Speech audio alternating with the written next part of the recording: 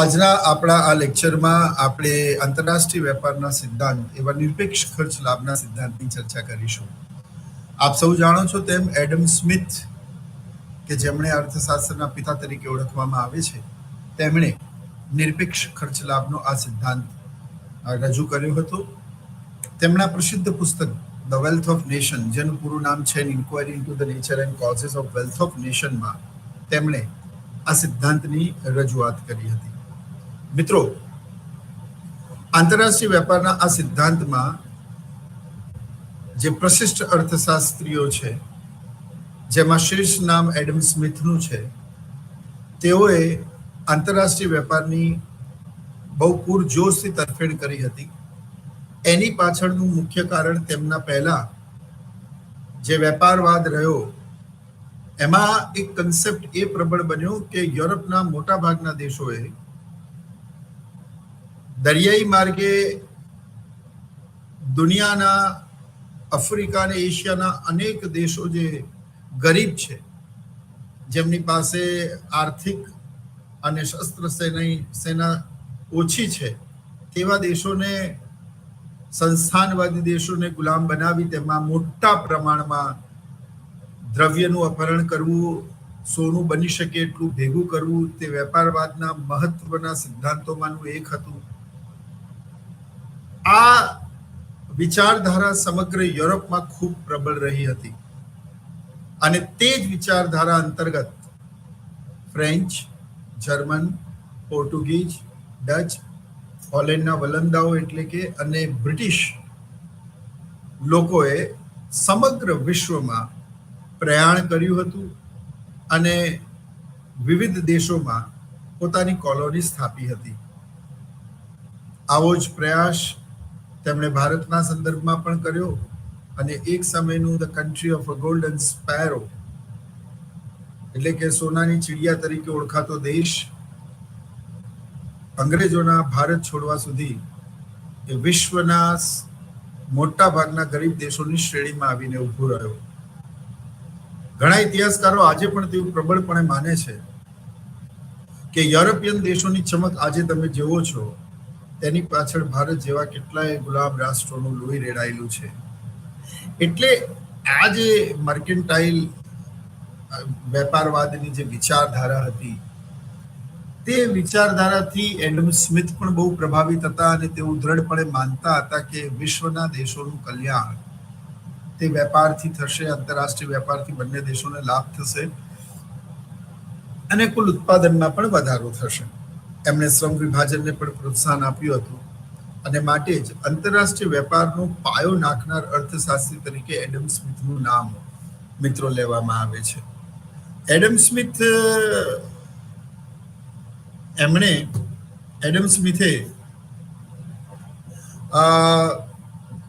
1776માં તેમના લખેલા પુસ્તક ધ વેલ્થ ઓફ નેશન, ખરેખર એનું પૂરું નામ છે inquiry into the nature and causes of wealth of nation, પણ એને શોર્ટમાં ધ વેલ્થ ઓફ નેશન તરીકે ઓળખવામાં આવે છે. મિત્રો, એ વેલ્થ ઓફ નેશન નામના પુસ્તકમાં નિરપેક્ષ ખર્ચ લાભના સિદ્ધાંતની રજૂઆત કરી છે. આમ તો તેમનો સિદ્ધાંત ખૂબ સરળ છે, પરંતુ એ સિદ્ધાંત આપનારા તે અર્થશાસ્ત્રી પ્રથમ હતા એટલે એમનું એક અલગ મહત્વ છે. Introduction, theory, assumptions, conditions, index, diagram, limitations, conclusion એટલે કે પ્રસ્તાવના, સિદ્ધાંત, ધારણાઓ, સિદ્ધાંતની શરતો, જેમાં ટેસ્ટ 1 એટલે શરત નંબર 1, અનુસૂચિ દ્વારા, શરત નંબર 2 આકૃતિ દ્વારા, અને મર્યાદાઓ, અને પછી લાસ્ટમાં સમીક્ષા. મિત્રો, એમણે પોતાના સિદ્ધાંતમાં એવું કહ્યું હતું કે જો એક દેશ એક્સ વસ્તુના ઉત્પાદનમાં શ્રેષ્ઠ હોય, બીજો દેશ વાય વસ્તુના ઉત્પાદનમાં શ્રેષ્ઠ હોય, તો બંને વસ્તુ બનાવવાના બદલે કોઈક એક દેશે જે વસ્તુમાં એની શ્રેષ્ઠતા વધારે છે તે જ વસ્તુ બનાવવી જોઈએ અને બીજી વસ્તુનું ઉત્પાદન બીજા દેશ ઉપર છોડવું જોઈએ. અને પછી આંતરરાષ્ટ્રીય વેપારથી જોડાવાથી કુલ ઉત્પાદનમાં પણ વધારો થાય છે અને બંને દેશોને તેનો લાભ પણ થાય છે. તો મિત્રો, આંતરરાષ્ટ્રીય વેપારના આ સિદ્ધાંતમાં આપણે એ જોવાનું છે કે એડમ સ્મિથે કઈ રીતે નિરપેક્ષ ખર્ચના સિદ્ધાંત દ્વારા બે બાબતોને સાબિત કરી. નંબર 1, કુલ ઉત્પાદનમાં કઈ રીતે વધારો થાય છે. નંબર 2, બંને દેશોને કઈ રીતે એનાથી લાભ થાય છે.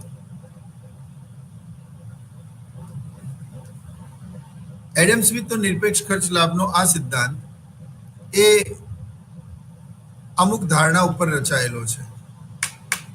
જેમ કે આંતરરાષ્ટ્રીય વેપારમાં માત્ર બે જ વસ્તુઓ છે, આંતરરાષ્ટ્રીય વેપારમાં માત્ર બે જ દેશો જોડાયેલા છે, વાહન વ્યવહારનું ખર્ચ શૂન્ય છે, અર્થતંત્રમાં પૂર્ણ હરીફાઈ પ્રવર્તે છે, અર્થતંત્રમાં પૂર્ણ રોજગારી પ્રવર્તે છે,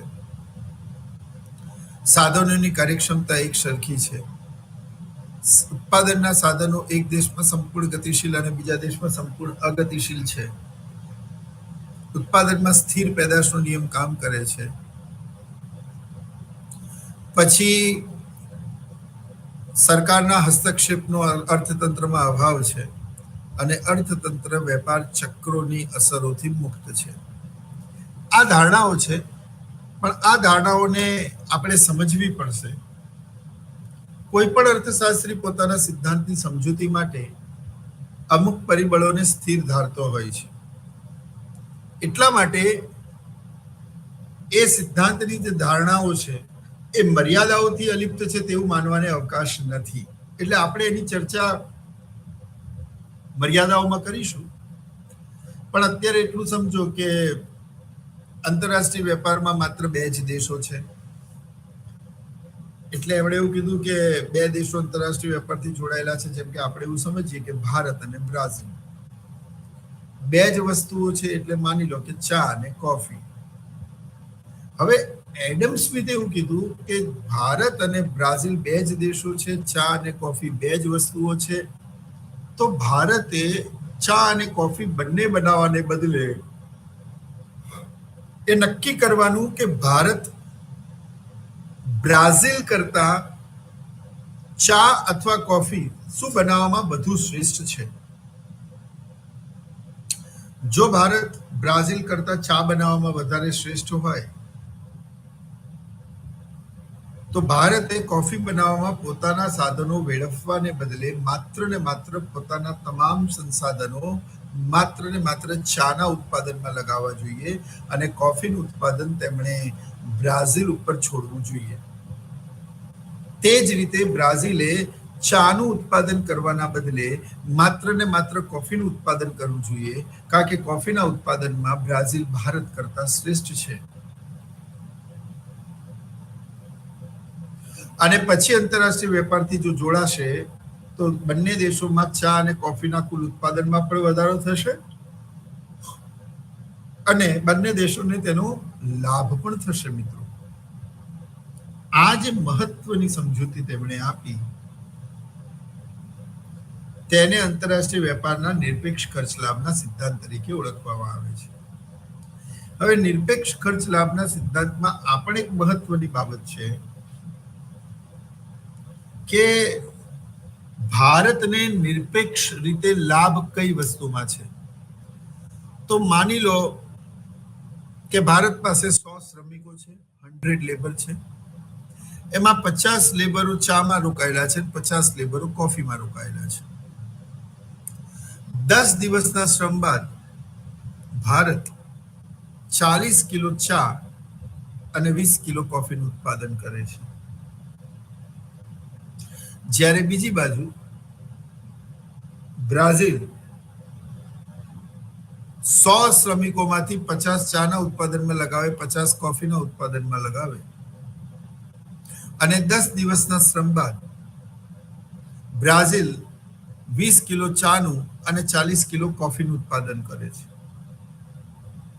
આમ ભારતની આબોહવા, ભારતની જમીન કે ભારત પાસે શ્રમની કુશળતા ચાના ઉત્પાદનમાં શ્રેષ્ઠ છે બ્રાઝિલ કરતા. કારણ કે જે 50 શ્રમિકો ભેગા મળીને ભારતમાં 40 કિલો ચાનું ઉત્પાદન કરે છે, તે જ 50 શ્રમિકો ભેગા મળીને બ્રાઝિલમાં માત્ર 20 કિલો ચાનું ઉત્પાદન કરે છે. એટલે ચાના ઉત્પાદનમાં ભારત વધારે શ્રેષ્ઠ છે અને કોફીના ઉત્પાદનમાં બ્રાઝિલ વધારે શ્રેષ્ઠ છે. એટલે એડમ સ્મિથ એવું કીધું કે instead of producing both of the goods, India must go with a T only and Brazil must go with the production of only coffee. આવું કરવાથી કુલ ઉત્પાદન તો વધશે જ, પણ સાથે સાથે બંને દેશોને લાભ પણ થશે. એને આપણે સિદ્ધાંતની આગળની શરતોમાં શરત નંબર 1 અનુસૂચિ દ્વારા, શરત નંબર 2 આકૃતિ દ્વારા સમજીશું. પણ આ બે ધારણાઓ એટલા માટે કરવામાં આવી કે બે જ દેશો છે, બે જ વસ્તુઓ છે. પછી અર્થતંત્રમાં વાહન વ્યવહાર ખર્ચ શૂન્ય છે. હવે મેં આપને એમ કહ્યું કે કોઈ પણ અર્થશાસ્ત્રી જ્યારે પોતાનો સિદ્ધાંત રજૂ કરે છે ને મિત્રો, ત્યારે તેને અમુક પરિબળોને સ્થિર ધારવા પડે છે. હવે એ જે પરિબળોને સ્થિર ધારે છે, એ જે પરિબળોને તે સ્થિર ધારે છે, જરૂરી નથી કે તે બધા સાચા હોય. એટલે એ સિદ્ધાંતની મર્યાદાઓ બનતી હોય છે. જેમ કે અહીંયા તમને એક અવાસ્તવિક ધારણા લાગશે, પણ સિદ્ધાંતની સમજૂતી માટે આ કરવામાં આવી છે કે વાહન વ્યવહારનું ખર્ચ શૂન્ય છે. હવે તમે જ વિચારો કે ક્યારે પણ વાહન વ્યવહારનું ખર્ચ શૂન્ય હોય? જેમ કે જ્યારે પણ સરકાર પેટ્રોલના ભાવમાં વધારો કરે છે, ત્યારે અમૂલ પોતાના પ્રોડક્ટ્સની કિંમતોમાં વધારો કરે છે. કારણ કે ગામડાના અંતરિયાળ વિસ્તારોમાંથી એ દૂધ કલેક્ટ થાય છે, ત્યાંની ડેરીમાં સંગ્રહ થાય છે, પછી એક મિલ્ક વેનમાં એને સર્ટેન ટેમ્પરેચરમાં અમદાવાદની અમૂલ ડેરી, મધર ડેરીમાં લાવવામાં આવે છે. ત્યાં એમાંથી પ્રોસેસ થાય છે, બટર મિલ્ક, કર્ડ અને બીજી તમામ પ્રકારની દૂધની બનાવટો. જે દૂધ બને છે એમાં પણ અલગ અલગ ક્લાસિફિકેશન હોય, અને પછી એ મિલ્ક પાઉચમાં પેક થાય છે. સવારે 3-4 વાગે ગાડી નીકળે તો અમદાવાદના ખૂણે ખૂણામાં સવારે 6 વાગે કે એના પહેલા તમને આ દૂધની થેલીઓ મળે છે. સવાલ એ છે કે જો અમૂલ ગોલ્ડની કિંમત માની લો કે 35, 36, 37 રૂપિયા જેવી હોય, મને ખબર નથી, એની અંદર વાહન વ્યવહારનો ખર્ચ સામેલ નહીં હોય? ડેફિનેટલી હશે. તો કેવી રીતે ધારી શકાય કે વાહન વ્યવહારનું ખર્ચ શૂન્ય હોય? એટલે જો આ જ ધારણા એની શું બનવાની? તો કે મર્યાદા બનવાની. પણ અત્યારે આપણે મર્યાદાઓ લખી નથી રહ્યા, એટલે આપણે ધારણાઓ લખવાની. તો આની શક્યતા લખવી પડે કે આવું અર્થતંત્રમાં ક્યારે બને? જ્યારે વાહન વ્યવહાર ખર્ચ શૂન્ય હોય. તો આના માટે તમારે ધારણા કરવી પડે કે જ્યાં ઉત્પાદન થાય છે ત્યાં જ એનું વેચાણ થાય છે. જ્યાં ઉત્પાદન થાય છે ત્યાં જ એનું વેચાણ થાય છે. હવે જ્યાં ઉત્પાદન થાય છે ત્યાં જ એનું વેચાણ થાય છે, માટે વાહન વ્યવહારનો ખર્ચ શૂન્ય હોય. તો પછી આ ધારણાના આધારે તો તમારે એવી ધારણા કરવી પડે કે ભારતના દરેક ઘરોમાં દુધાળા પશુ છે, ગાય છે, ભેંસો છે, પણ આવું શક્ય નથી. એટલે એ સિદ્ધાંતની મર્યાદાઓ પણ બને. પણ અત્યારે આપણે એવું સમજીએ છીએ કે વાહન વ્યવહારનું ખર્ચ શૂન્ય છે. એક ધારણાઓ તમે ધ્યાનથી સમજશો ને તો તમને મર્યાદાઓ પણ આવશે અને સિદ્ધાંતને સમજવામાં પણ તમને સરળતા રહેશે. જેમ કે ચોથી ધારણા છે એ એવું છે કે અર્થતંત્રમાં પૂર્ણ હરીફાઈ પ્રવર્તે છે. હવે અર્થતંત્રમાં પૂર્ણ હરીફાઈ પ્રવર્તે છે એનો મતલબ એવો થાય છે, તો આના માટે તમારે સૌથી પહેલા તો પૂર્ણ હરીફાઈનો અર્થ સમજવો પડશે મિત્રો. તો કે પૂર્ણ હરીફાઈ કોને કહેવાય? તો કે વાહન વ્યવહારનું ખર્ચ શૂન્ય હોય અને સમાન ગુણી વસ્તુઓના અસંખ્ય ખરીદનારા અને અસંખ્ય વેચનારા જે બજારમાં હોય, તે બજારને આપણે પૂર્ણ હરીફાઈ વાળું બજાર સામાન્ય રીતે કહેતા હોઈએ છીએ. અને આપ બધા જ જાણો છો તેમ, મને સાંભળનારા અર્થશાસ્ત્રના તમામ વિદ્યાર્થીઓ અને વિદ્વાનો, જાણકાર માણસો, એ લોકોને ખબર છે કે પૂર્ણ હરીફાઈ કાલ્પનિક ખ્યાલ છે, વાસ્તવિક જગતમાં તે જોવા મળતું નથી. પરંતુ અન્ય બજારોની સંકલ્પનાને સમજવા માટે પૂર્ણ હરીફાઈના ખ્યાલને સમજવું જરૂરી છે. એટલે અર્થશાસ્ત્રીઓ ગ્રાહકની સંખ્યાના આધારે બજારોના પાડેલા વૈકલ્પિક વર્ગીકરણ છે. પણ હકીકતમાં ઘણા બજારો એવા છે જેમ કે ઉભયપક્ષી બજારો, જેમ કે પૂર્ણ હરીફાઈ, આ બધા બજારો જનરલી જોવા મળતા નથી, પ્રેક્ટિકલી પોસિબલ નથી. તો એ તો આપણે પૂર્ણ હરીફાઈના વિવિધ લક્ષણો સમજીએ, જેમ કે વાહન વ્યવહારનું ખર્ચ શૂન્ય. નોટ ઓનલી ધેટ, ગ્રાહકોને બજાર વિશેનું સંપૂર્ણ જ્ઞાન આવું શક્ય નથી. બધા જ ગ્રાહકોને બધી જ વસ્તુઓનું, તમામ પ્રકારની વસ્તુઓનું સંપૂર્ણ જ્ઞાન હોય એવું સંભવ જ નથી. ત્યારબાદ સમાન ગુણી એકમો, તો એકમોમાં ફેરફાર હોય છે. મેં પહેરેલા કપડાં, આપે પહેરેલા કપડાની ક્વોલિટીમાં ફરક છે. તો પૂર્ણ હરીફાઈની અમુક એવી અવાસ્તવિક ધારણાઓ છે જેવું સાબિત કરે છે કે પૂર્ણ હરીફાઈ ક્યારેય સંભવ નથી. પરંતુ અન્ય બજારોની સમતુલાને સમજવા માટે પૂર્ણ હરીફાઈના ખ્યાલને સમજવું જરૂરી છે. એટલે અર્થતંત્રમાં પૂર્ણ હરીફાઈ પ્રવર્તે છે. ત્યારબાદ અર્થતંત્રમાં મિત્રો પૂર્ણ રોજગારી પ્રવર્તે છે. અપૂર્ણ રોજગારી એટલે કોને કહેવાય, શું કહેવાય? તો સામાન્ય રીતે તમે એવું સમજો છો કે અર્થતંત્રમાં કોઈ પણ બેરોજગાર ના હોય તેવી સ્થિતિ. તેવું નથી મિત્રો. પૂર્ણ રોજગારીનો મતલબ એવો થાય કે જ્યાં ઉત્પાદનના ચારેય સાધનો, કયા કયા? તો કે જમીન, મૂડી, શ્રમ, નિયોજન. જમીન, મૂડી, શ્રમ, નિયોજન, આ ચારેય સાધનો તેની સંપૂર્ણ કક્ષાએ ઉત્પાદનની પ્રક્રિયામાં રોકાયેલા હોય તો તેને પૂર્ણ રોજગારીની સ્થિતિ કહેવાય. હવે આવું લગભગ શક્ય નથી. માટે આપણા સિદ્ધાંતની શું બનશે? મર્યાદા બનશે. હું એટલા માટે કહું છું મિત્રો कि whatever the countries, America, Afghanistan, Bharat और Pakistan, every country is having a 4 factors of production, that is land, labor, capital, entropy. આ ચારેય સાધનોને ઉત્પાદનની પ્રક્રિયામાં સામેલ થવા બદલ અલગ અલગ સ્વરૂપે વળતર મળે છે. જેમ કે જમીનને ભાડું, મૂડીને વ્યાજ, શ્રમને વેતન, નિયોજકને નફો. સવાલ એ છે, શું કોઈ દેશ એવો હોય જે દેશમાં એક પણ એકર જમીન વણ ખેડાયેલી ના હોય, ગોચરની પણ ના હોય, ફાજલ પણ ના પડેલી હોય?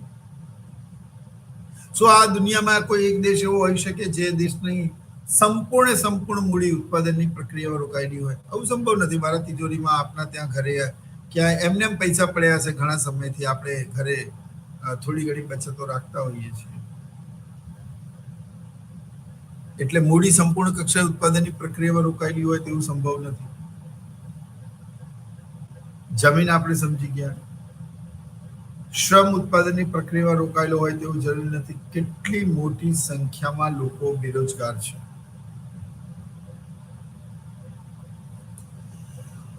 એટલે એક પણ વ્યક્તિ બેરોજગાર નથી આવું તો કહેવું સંભવ જ નથી. વ્યક્તિની કામ કરવાની ઈચ્છા શક્તિ અને તૈયારી હોય, વ્યક્તિને બજારના પ્રવર્તમાન વેતન દર સ્વીકારી હોય, વ્યક્તિ કામની શોધમાં હોય ને તેમ છતાંય તેને કામ ન મળે તો તે વ્યક્તિને બેરોજગાર અને તે સ્થિતિને બેરોજગારી કહેવામાં આવે છે. તો મિત્રો, જે બેરોજગારી પૂર્ણ રોજગારીની સ્થિતિ છે, તો અર્થતંત્રમાં એક પણ વ્યક્તિ ફાજલ નથી, એક પણ વ્યક્તિ બેરોજગાર નથી તેવું માનવાની તો અવકાશ જ નથી. અર્થતંત્રમાં નિયોજન શક્તિની વાત કરીએ તો નિયોજન શક્તિમાં આપણે જોઈએ કે અર્થતંત્રમાં એક પણ નિયોજક નવરો નથી. આવું સંભવ જ નથી. એટલે ઉત્પાદનના ચારે સાધનોનું ઉત્પાદનની પ્રક્રિયામાં 100% મહત્તમ ઉપયોગ થતો હોય તેવું સંભવ નથી. પણ આ માત્ર એક ધારણા છે, એટલે આપણે એને એ રીતે સમજીએ છીએ કે ઉત્પાદનમાં, અર્થતંત્રમાં પૂર્ણ રોજગારી પ્રવર્તે છે. ફરી એકવાર કહું, પૂર્ણ રોજગારી માત્ર શ્રમથી સંકળાયેલી નથી. માત્ર શ્રમિકોને બધાને નોકરી મળતી હોય એવું નહીં. જમીન, મૂડી, શ્રમ, નિયોજન, આ ચારે ચાર સાધનોમાં જો બધા જ સાધનોને તેમની કાર્યક્ષમતા પ્રમાણે સંપૂર્ણ વળતર મળી જતું હોય તેવું તો સંભવ જ નથી. ઇવન સરકારી કર્મચારીઓને પણ રિટાયરમેન્ટ ટાઈમ પર અમુક પૈસા આપવા પડે છે. સરકારી કર્મચારીઓને 5 વર્ષના ફિક્સેશનમાં કામ કરવું પડે છે.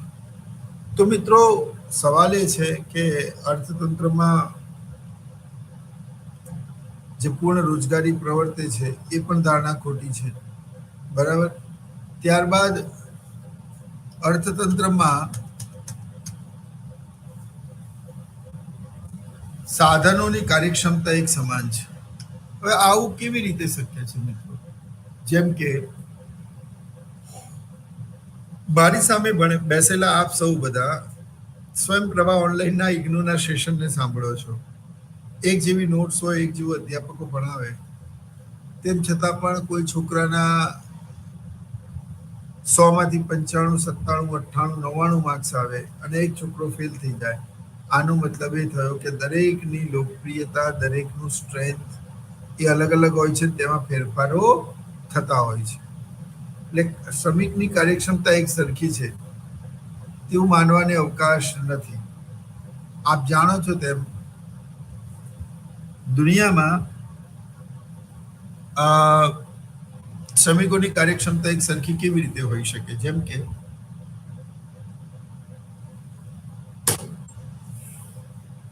એક શિક્ષક પોતાના વિદ્યાર્થીઓ કોઈ પણ ભેદભાવ રાખ્યા વગર ભણાવે, ના લિંગનો, ના ધર્મનો, ના જાતિનો, ના સમુદાય વિશેષનો, એક સરખી નોટ્સ આપે, એમને એક સરખું પેપર લખવા માટે મળ્યું હોય, એક સરખો સમય મળ્યો હોય, તેમ છતાં એક ગોલ્ડ મેડલ લાવે ને એક ફેલ થઈ જાય.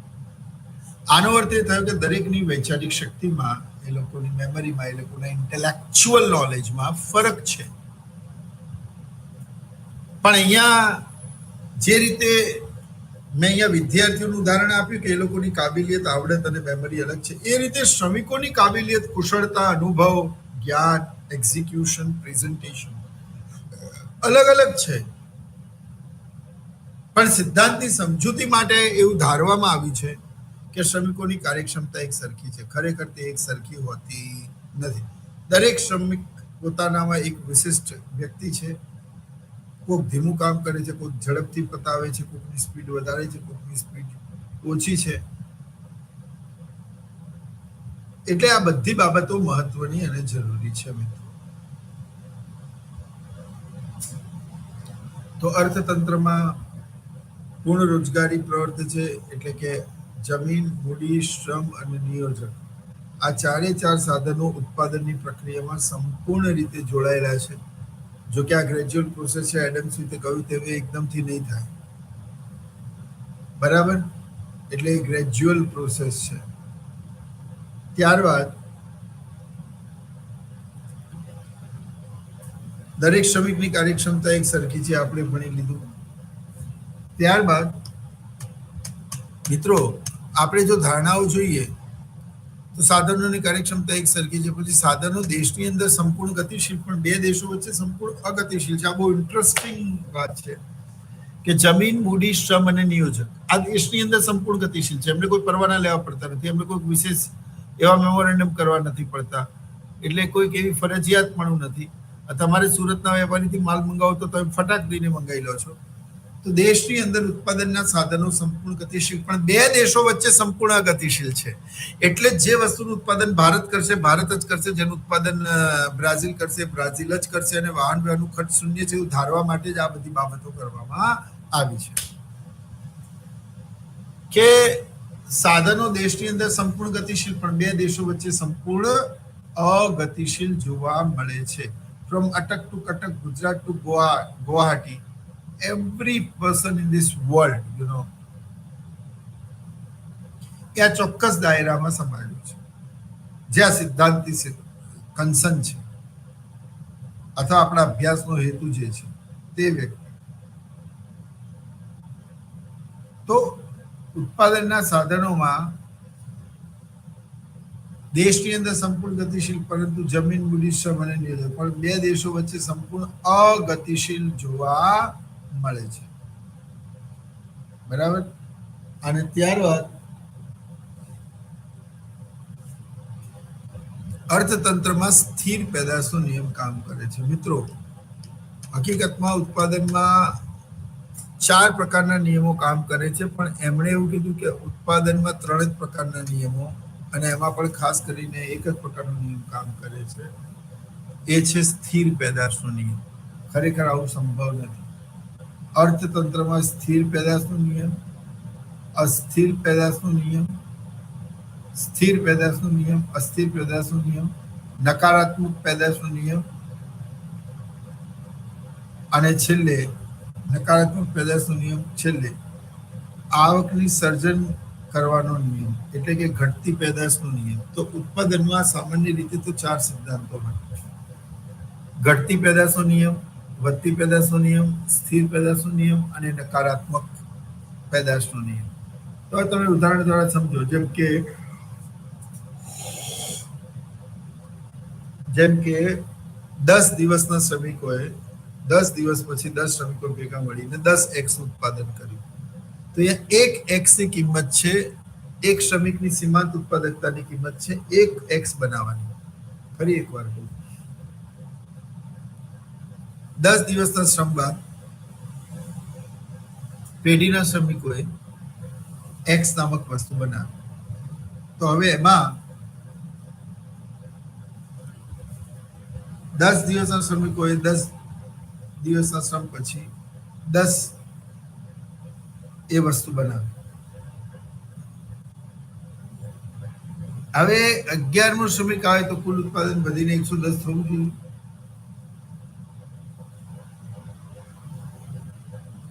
સમજી વિચારીને બોલો.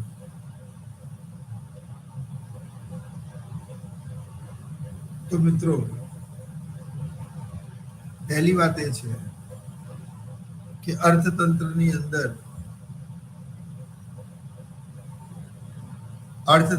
અંદર તેમણે કહ્યું તેમ કે પૂર્ણ રોજગારી પ્રવૃત્તિ છે, આપણે સમજી ગયા. પૂર્ણ હરીફાઈ પ્રવૃત્તિ છે તે આપણે સમજી ગયા. પછી આપણે એ સમજી રહ્યા છીએ કે સ્થિર પેદાશો નિયમ, અસ્થિર પેદાશો નિયમ એટલે 10 થી ઉત્પાદન વધીને 20 થવું જોઈએ, કે 24 થાય, 12 થાય, 112 થાય 110 ની જગ્યાએ. 13મો શ્રમિક ઉંમર હતો 13 26 ની જગ્યાએ 30 થાય, 32 થાય. આમ ઉત્પાદન વધતા દરે વધે છે. જો તમે માટે ઉત્પાદન વધતા દરે વધે છે માટે આને વધતી પેદાશનો નિયમ કહેવાય. બીજું છે ઘટતી પેદાશનો નિયમ. 10 શ્રમિકો 10 દિવસના શ્રમ બાદ 100x બનાવે છે તો એક શ્રમિકની સીમાંત ઉત્પાદકતા 10x ની થઈ. હવે 11મો શ્રમિક ઉત્પાદનની પ્રક્રિયામાં રોકાય તો કુલ ઉત્પાદન 110 થી વધીને 120 થવું જોઈએ, પણ 120 થતું નથી. મિસેલેનિયસ એકાઉન્ટ દ્વારા, ઇન્ટરનેશનલ એન્ટ્રીઝ દ્વારા ત્યાં ઘણી વખત તમારું મેચ નહીં થાય. બહુ ચિંતા નહીં કરતા, બરાબર. પરંતુ અર્થતંત્રની અંદર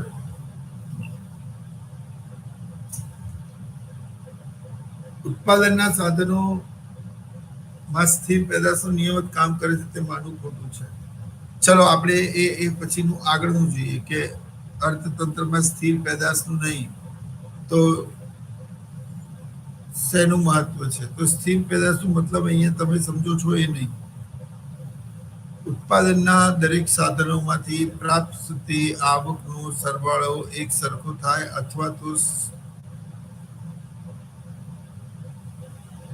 એ બધા એમ્પ્લોયને ભેગા વળાવીને લોકોને કોફી પીવડાવે અને પછી એવું કહે કે ભાઈ આમાંથી તમે કયા સિદ્ધાંતની તરફેણ કરો છો.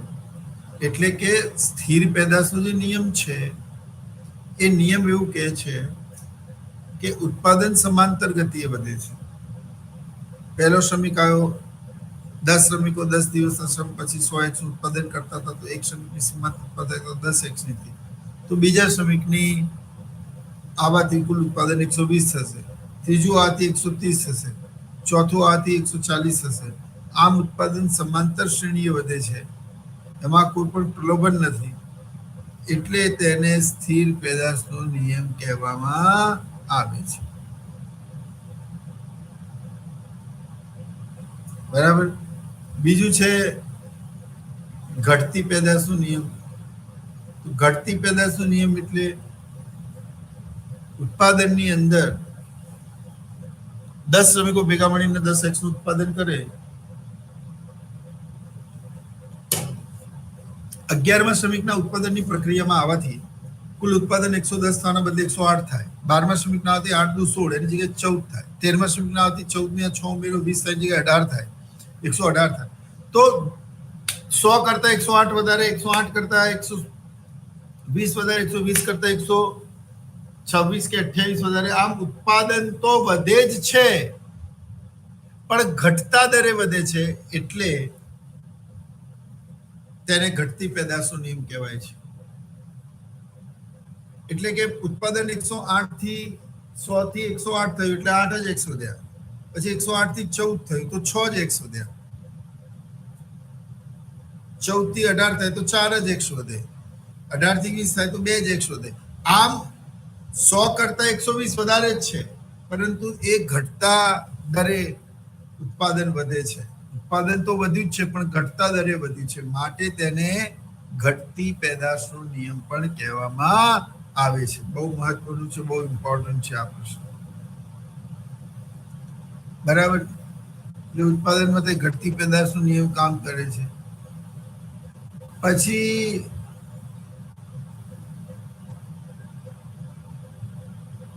બે મહત્વની ધારણાઓ જે રહી જાય છે તે કે અર્થતંત્રમાં સરકારના હસ્તક્ષેપનો અભાવ છે. આવું કેવી રીતે બની શકે?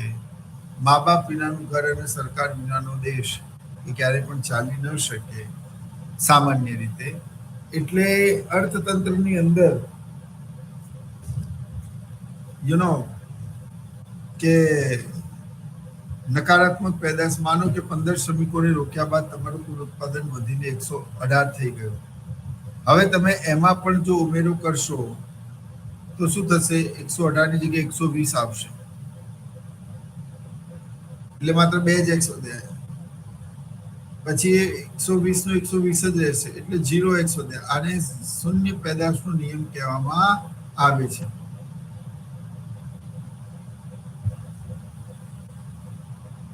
તો અને નકારાત્મક પેદાશનો નિયમ એટલે હવે તમે એક વસ્તુ સમજો કે તમે અહીંયાથી બહાર જાઓ ને ખૂબ સરસ સ્નેક્સની દુકાન હોય અને ત્યાં યુ નો વોટ,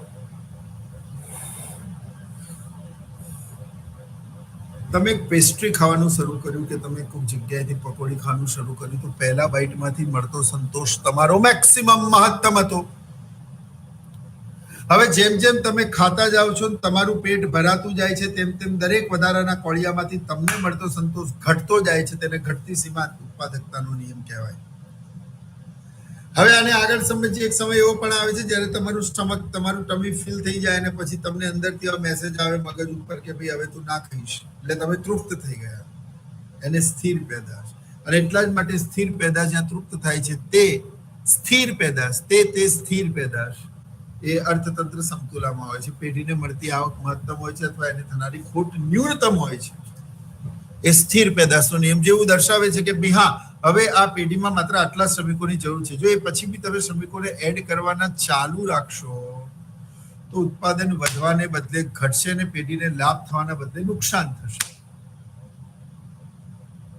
એટલે અર્થતંત્રમાં વધતી પેદાશ, ઘટતી પેદાશ, સ્થિર પેદાશ અને નકારાત્મક પેદાશ, આ ચાર પેદાશનો ઉલ્લેખ કરવામાં આવ્યો છે વળતરના સિદ્ધાંત તરીકે. પણ એમાં એમણે એવું કહ્યું છે કે અર્થતંત્રમાં પૂર્ણ હરીફાઈ એટલે કે સ્થિર પેદાશનો નિયમ કામ કરે છે. બરાબર. તો તે ખોટી ધારણા છે.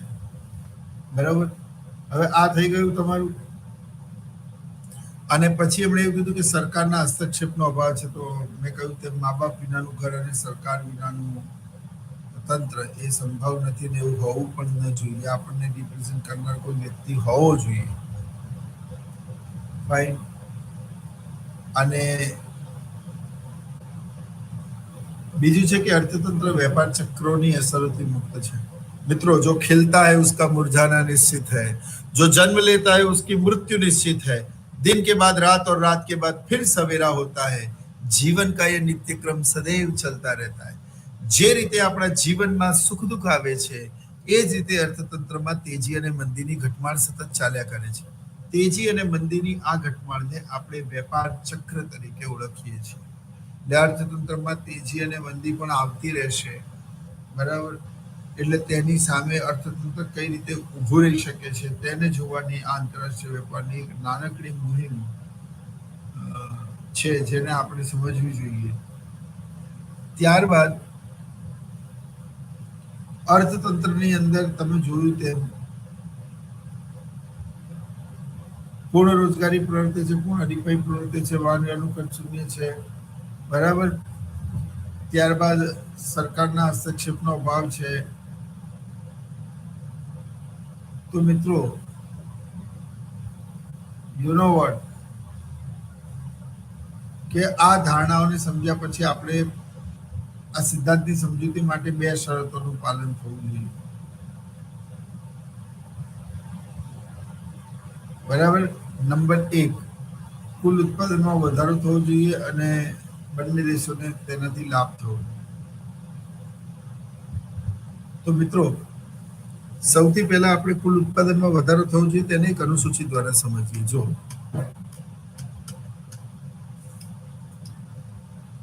હા, આંતરરાષ્ટ્રીય વેપારની શરતોનું પહેલું શરત આંતરરાષ્ટ્રીય વેપાર પહેલાની સ્થિતિ અને આંતરરાષ્ટ્રીય વેપાર બાદની સ્થિતિ.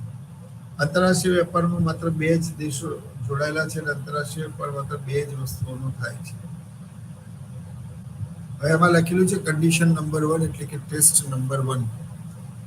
હવે આ જે ટેસ્ટ નંબર 1 છે મિત્રો, એવું દર્શાવે છે કે બે જ દેશો છે એટલે મેં ભારત અને બ્રાઝિલ લીધું છે. બે જ વસ્તુ છે એટલે મેં ચા અને કોફી લીધું છે. હવે ભારત 10 દિવસનો શ્રમ બાદ ચાના 80 એકમો અને કોફીના 40 એકમોનું ઉત્પાદન કરે છે. જ્યારે બ્રાઝિલ 40 એકમો ચાનું અને 80 એકમ કોફીનું ઉત્પાદન કરે છે. Because the conditions, the climate and the other things all goes against him. તો અહીંયા કુલ ઉત્પાદન 40 ને 20, 40 ને પ્લસ 80, 120, એટલે કુલ ઉત્પાદન એક સરખું થઈ ગયું, વધી ગયું કે ઓછું થઈ ગયું એવું નથી.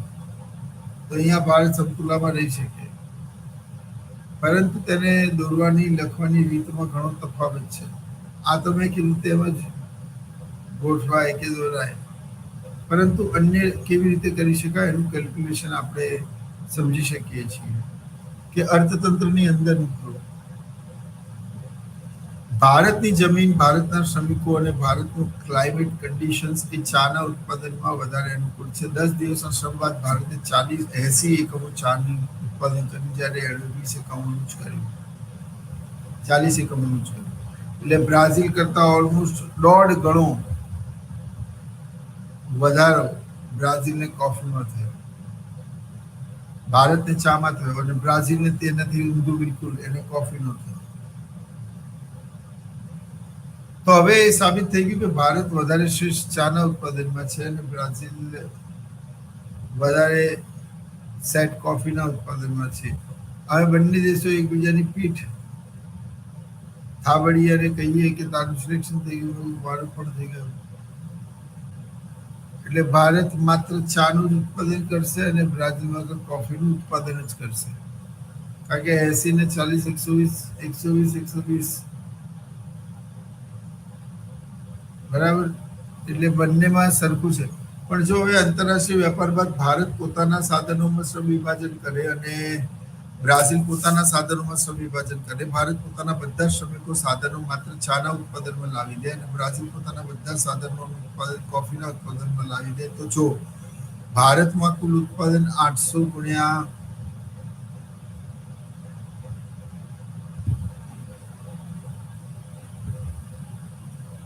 એટલે મિત્રો, ભારતમાં ચા અને કોફીનું ઉત્પાદન 160 થઈ ગયું, પરંતુ કોફીમાં ચાનું ઉત્પાદન 160 થઈ ગયું, પરંતુ કોફીના એકમોમાં એક પણ શ્રમિક રોકેલો નથી. એટલે બધા શ્રમિકો અહીંયા આવી ગયા. એટલે આપણે 160 એકમો ચાનું અને એક્ઝેક્ટ નીચે જો ડેશ એટલે ગુરપ્રીત એ ભારત બ્રાઝિલને દર્શાવે છે કે ભારત ચા બનાવવામાં વધારે સક્ષમ છે અને બ્રાઝિલ કોફી બનાવવા, તો ભારતે માત્ર ચા જ બનાવી જોઈએ. કોફીનું ઉત્પાદન એ અન્ય દેશો ઉપર છોડવું જોઈએ. આમ કરવાથી કુલ ઉત્પાદન પણ વધશે અને બંને દેશોને લાભ પણ થશે. તો કોઈ કે કેવી રીતે, તમે જુઓ, પહેલા ઉત્પાદન હતું 120 અને 120નું, એટલે ટોટલ 240નું. હવે તમે જુઓ, અહીંયા ચાનું ઉત્પાદન 160 થઈ ગયું, કોફીનું ઉત્પાદન 160 થઈ ગયું. તો આંતરરાષ્ટ્રીય વેપારથી કુલ ઉત્પાદનમાં વધારો થાય છે. તમે જોઈ શકો છો ઉપરની અનુસૂચિ અને આકૃતિમાં ખૂબ સરળ રીતે આપેલું છે. બરોબર છે. ત્યારબાદ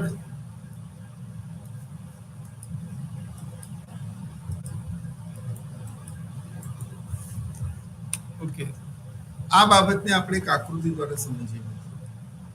જે ટેસ્ટ 1 છે એને તો આપ સમજી ગયા કે ટેસ્ટ 1 માં શું છે. એટલે લાસ્ટમાં મેં લખાયું કે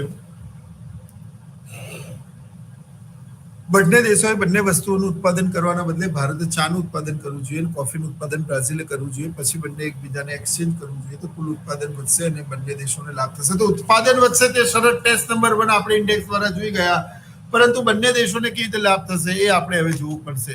તો ઉપરની આકૃતિમાં તમે જોઈ શકો છો absolute advantage cost theory of Adam Smith test 2, બરાબર. હવે ટેસ્ટ 2 માં આંતરરાષ્ટ્રીય વેપારથી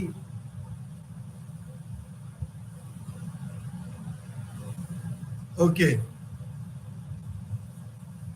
ભારતનો વિનિમય દર 1:1 છે. AB એ ભારતની વિનિમય દર રેખા છે. AC એ બ્રાઝિલની વિનિમય દર રેખા છે. જેમ કે ભારત 1 કલાક અને બ્રાઝિલની A અને 2 છે, મારી A અને B છે.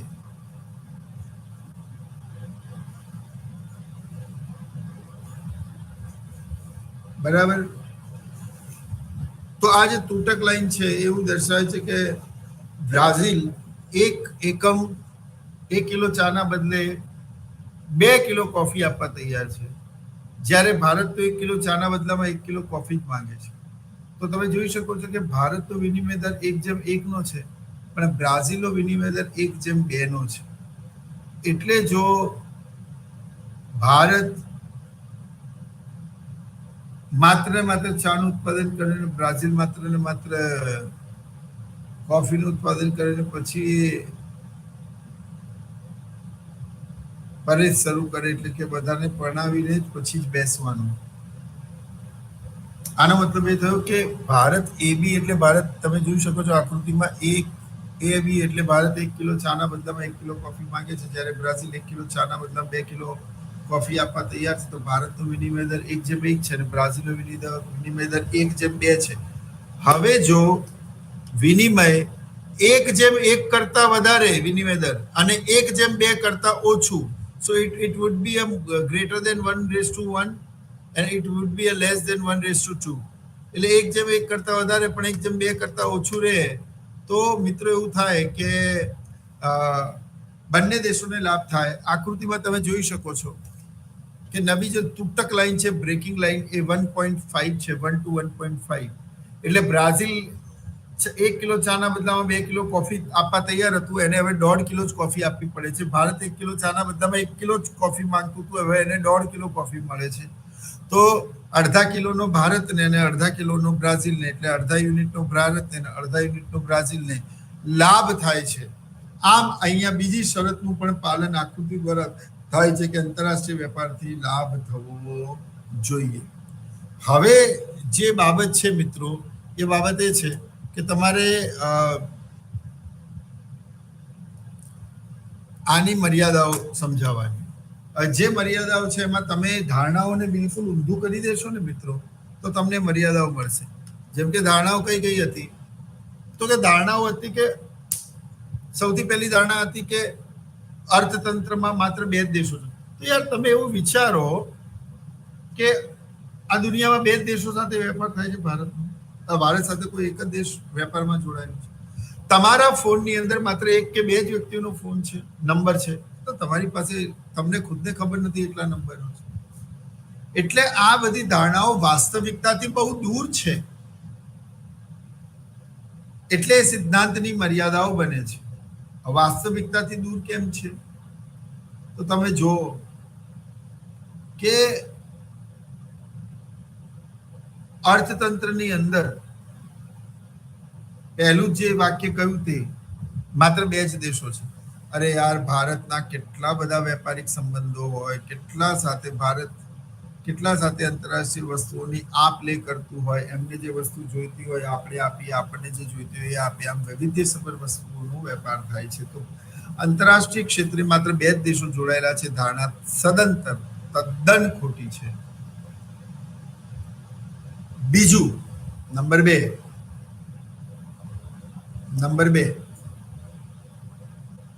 કે અર્થતંત્રમાં માત્ર બે જ વસ્તુઓનો વેપાર થાય છે. આ પણ ખોટું છે. આપણે બે દેશો લીધા, ભારત અને બ્રાઝિલ, બે વસ્તુઓ લીધી, ચા અને કોફી.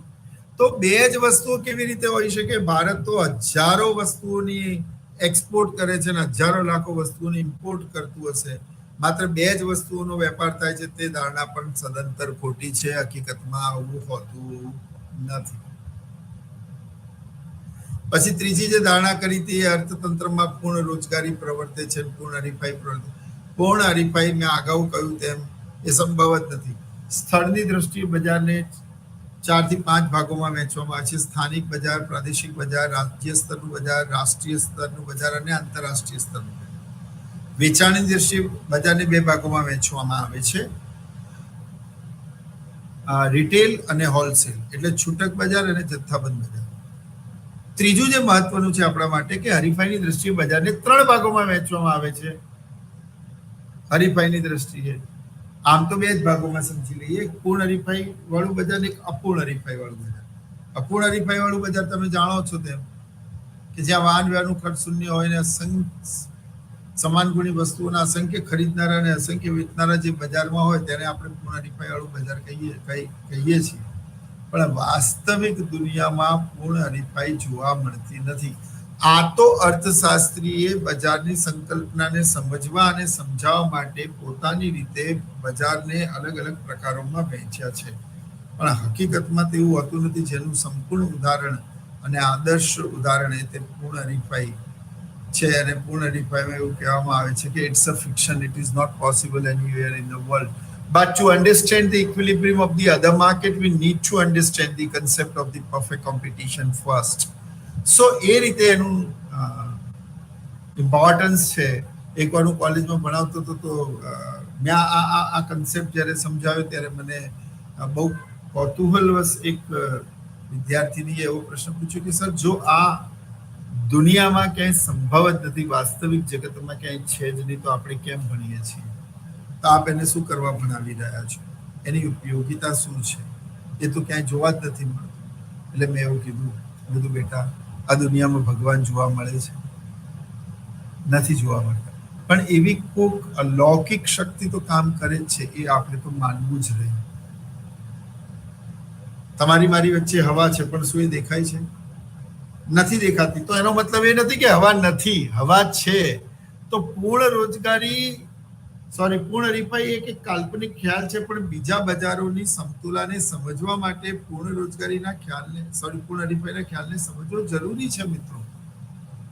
જેમાં એવું કહેવામાં આવ્યું કે જ્યાં વાહન વ્યવહારનું ખર્ચ શૂન્ય હોય અને સમાન ગુણી વસ્તુઓના અસંખ્ય ખરીદનારા અને અસંખ્ય વેચનારા જે બજારમાં હોય તેને પૂર્ણ હરીફાઈ વાળું બજાર કહે છે. હવે જનરલી આવું સંભવ નથી.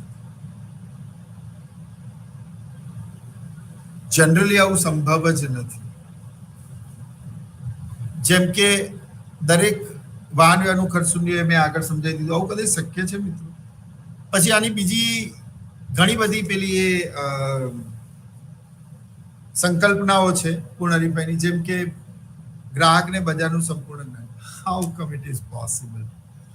આવું સંભવ જ નથી કે ગ્રાહકને. હવે ડીમાર્ટમાં ઇવન કામ કરનારો માણસ, એને દવાઓની કે સોનાની કિંમત ના પણ ખબર હોય, અને ફ્લાઇટના રેટ ના પણ ખબર હોય. દરેક જગ્યાએ અલગ અલગ લોકો કામ કરે છે. એમને પોતાના વિભાગ પૂરતી માહિતી હોય, પણ સમગ્ર અર્થતંત્ર, સમગ્ર અને ભારતના સંપૂર્ણ બજારમાં શું ક્યાં વેચાય છે આવું સંભવ નથી કે એને ખબર. આ માત્ર એક કલ્પના છે. પૂર્ણ હરીફાઈ વાસ્તવિક જગતમાં ક્યાંય પણ જોવા મળતું નથી. પણ અન્ય બજારોની સમતુલાને સમજવા માટે પૂર્ણ હરીફાઈના ખ્યાલને સમજવો જરૂરી છે. એટલે આપણે સમજી રહ્યા છીએ. હવે એ જ રીતે અર્થતંત્રમાં પૂર્ણ રોજગારી પ્રવર્તે છે. આપણે સિદ્ધાંતની મર્યાદાઓ ભણી રહ્યા છીએ. પૂર્ણ રોજગારીનો ખ્યાલ દુનિયામાં સર્વપ્રથમ કેન્સે આપ્યો, અને તેમણે પોતાના પુસ્તકમાં ધ જનરલ થિયરીમાં એનો ઉલ્લેખ કર્યો છે. અને કેન્સે એવું કીધું છે કે અર્થતંત્રની અંદર જ્યારે ઉત્પાદનના ચારે સાધનો તેની સંપૂર્ણ કક્ષાએ ઉત્પાદનની પ્રક્રિયામાં રોકાયેલા હોય, એટલે કે 100% જમીન, 100% મૂડી, 100% શ્રમ અને 100% નિયોજન શક્તિ ઉત્પાદનની પ્રક્રિયામાં રોકાયેલા હોય, એટલે કે એક પણ શ્રમિક બેરોજગાર ના હોય, એક પણ નિયોજક નવરો ના હોય, એક પણ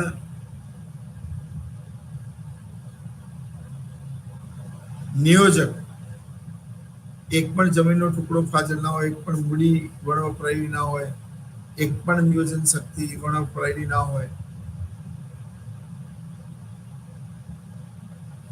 આવું સંભવ નથી જનરલી. એટલે અર્થતંત્રમાં પૂર્ણ રોજગારી પ્રવર્તે છે, પૂર્ણ હરીફાઈ પ્રવર્તે છે, તે માનવાને કોઈ અવકાશ નથી. એટલે આ એક કાલ્પનિક ખ્યાલ છે.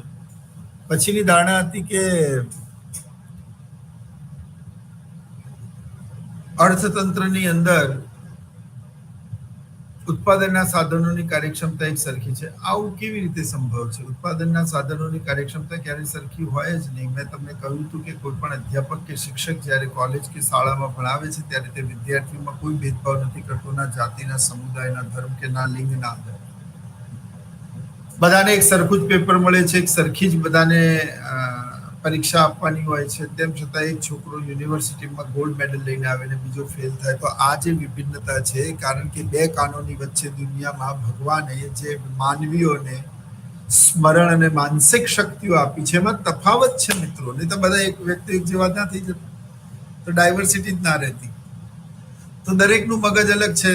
તમને કોઈ નિબંધ લખવા માટે આપે, એનું શીર્ષક એક જેવું હોય, પણ તેમ છતાં પણ દરેક બાળકના નિબંધ ની ભાષા, એની શૈલી, એમાં થયેલી રજૂઆત એ અલગ અલગ હોય.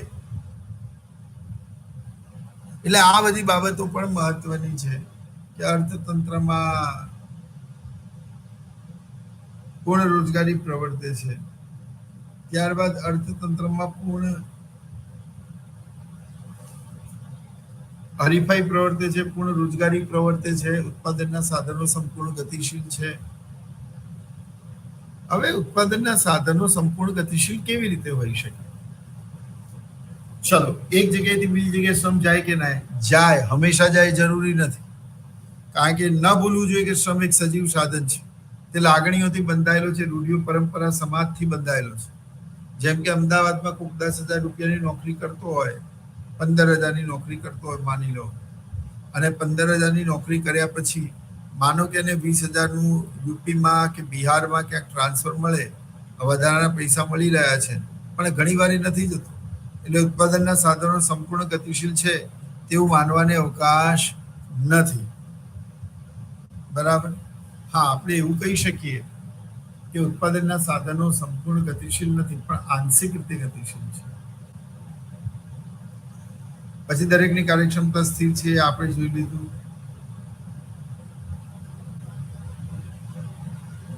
અને હવે અંતિમ જે બાબતો છે કે અર્થતંત્ર પૂર્ણ રોજગારીથી મુક્ત છે. તો જમીન, મૂડી, શ્રમ અને નિયોજક બધા પોતાની સંપૂર્ણ કક્ષાએ ઉત્પાદનમાં રોકાયેલા હોય તેવી સ્થિતિને પૂર્ણ રોજગારી કહેવામાં આવે છે, જેનો ખ્યાલ 1936માં કેન્સે લખેલા પુસ્તક પરથી આવ્યો, માર્શલે લખેલા પુસ્તક પરથી આવ્યો. તો માર્શલે પૂર્ણ રોજગારીની વાત કરી. હકીકતમાં વાસ્તવિક જગતમાં પૂર્ણ રોજગારી જોવા મળતી નથી. બરાબર? તો અર્થતંત્રમાં પૂર્ણ રોજગારી પ્રવર્તે છે, અર્થતંત્રમાં પૂર્ણ હરીફાઈ પ્રવર્તે છે. ત્યારબાદ ઉત્પાદનના સાધનો બે દેશોની વચ્ચે સંપૂર્ણ ગતિશીલ અને બે દેશો વચ્ચે સંપૂર્ણ અગતિશીલ જોવા મળે છે. દેશમાં કોઈ પણ વસ્તુ વેચવી હોય, વેચાવી હોય,